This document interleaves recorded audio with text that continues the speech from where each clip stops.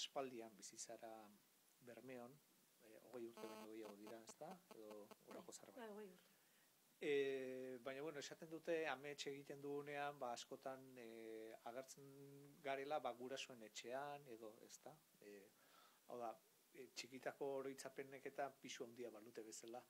Eta liburu honetako geografiak ere badute horren zerbait, esan nahi dut, bi historio daudela, Jaizkibelen oinarrietan edo, bat Lezo aldean, bestea Guadalupe inguruan edo kokatuak, ezta?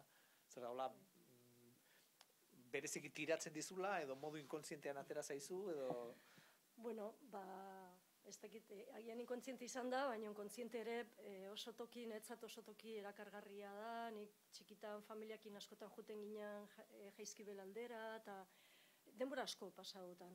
Eta han ezagututako bertako anedota batzuk ere, esaterako gizonura bilusik ateratzen zana, eta anekdota batzuk eta kontu batzuk hor jaio dira, eta iturburua hor dago, Jaizkibel inguruan, eta netzat da oso inguru hurbila, oso ederra, eta netzat fizikoki naiz eta nire paradisua egia esateko ez da, ez da inun zehazki kokatzen, baina aukeratzekotan toki bat, inguru horretan aukeratuko nuke. Hala ere, daude beste toki batzuk, Bermeo zuk aipatu duzun bezala, Nafarroan, baina denak ezin dira sartu 5 ipuin hauetan.